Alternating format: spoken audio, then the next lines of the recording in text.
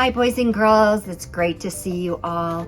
I'm here with some important news. I tallied all of the ANZA votes for the California Young Reader books, and I'm happy to announce that ANZA's winner is, ta-da, Poor Louie. I don't have California's winner yet. We'll have that in a couple weeks. But if you want to listen to any of these stories, don't forget they're all on the YouTube channel. So take a listen to Poor Louie again. All right, I'm going to read you a book in honor of Earth Day that happened last week, and it's a true story. It's called The Tree Lady, and it takes place in San Diego. Have any of you ever been to San Diego? Perhaps you've been to Legoland, to SeaWorld, Mission Park. Well, there's also a beautiful park there named Balboa Park, and the Tree Lady is responsible for making that happen. So here we go, The Tree Lady. The true story of how one tree-loving woman changed a city forever.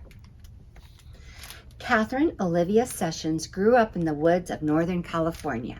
She gathered leaves from oaks and elms. She collected needles from pines and redwoods, and she braided them together with flowers to make necklaces and bracelets. It was the 1860s, and girls from Katie Skate's side of town weren't supposed to get their hands dirty, but Kate did. Kate listened well in school. She learned how to write and count.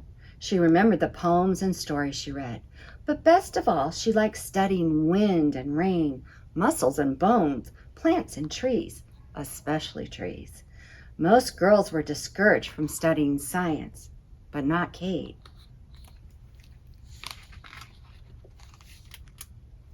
Kate felt the trees were her friends.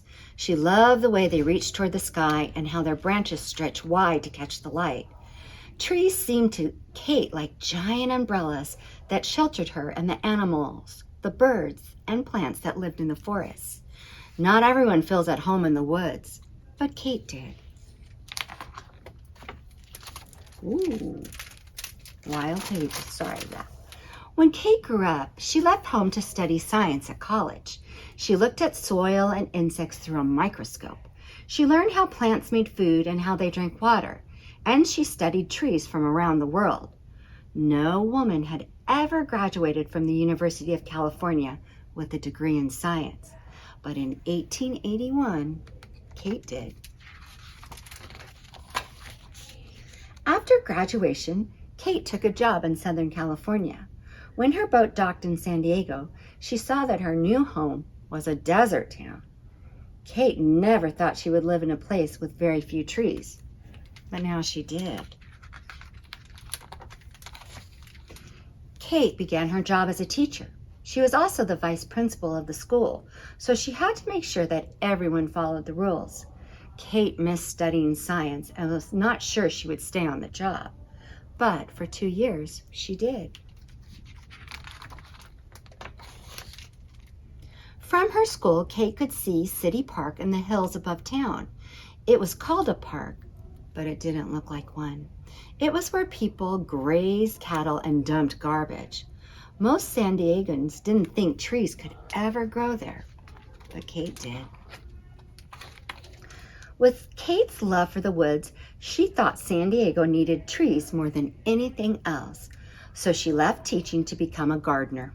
She knew she must plant trees that could live in dry soil with lots and lots of sunshine. Her friends worried Kate wouldn't find trees like that, but Kate did.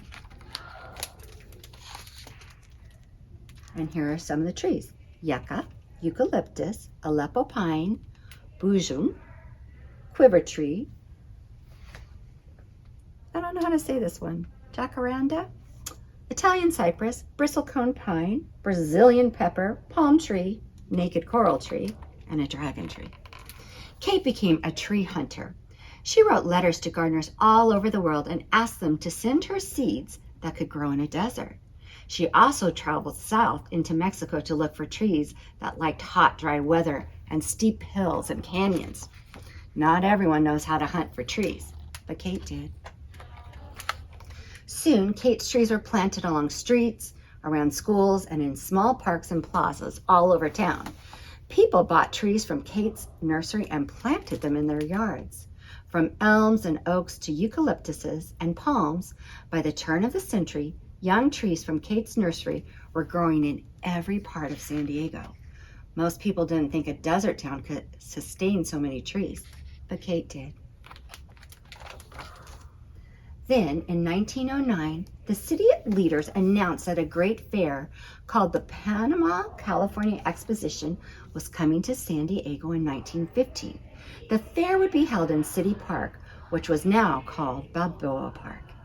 Kate felt Balboa Park still needed more trees, thousands more, to look beautiful and to shade the visitors that came to the fair. That was too many trees for Kate to plant by herself, but she knew lots of people could do it together. She asked her friends to bring their friends and to come to the park for tree planting parties. Again and again, people volunteered to help. Those volunteers weren't so sure they could plant enough trees, but before long, they did. And when the fair opened, San Diego was ready. Millions of trees and plants filled Balboa Park. The fair had so many visitors, it stayed open for 2 years instead of 1. People came from near and far to see the attractions and stroll in the cool shade. The fairgoers couldn't believe San Diego had such magnificent gardens, but thanks to Kate, it did. In the years after the fair, Kate was given many awards for her work, and people took to calling her the mother of Balboa Park. She continued gardening and planting trees until her death in 1940. Back then, few could have imagined that San Diego would become the lush, leafy city it is today. But all along, year after year, Catherine Olivia Sessions did. The end. So one person made a huge difference and changed San Diego. Take care, boys and girls. I'll see you next week. Bye.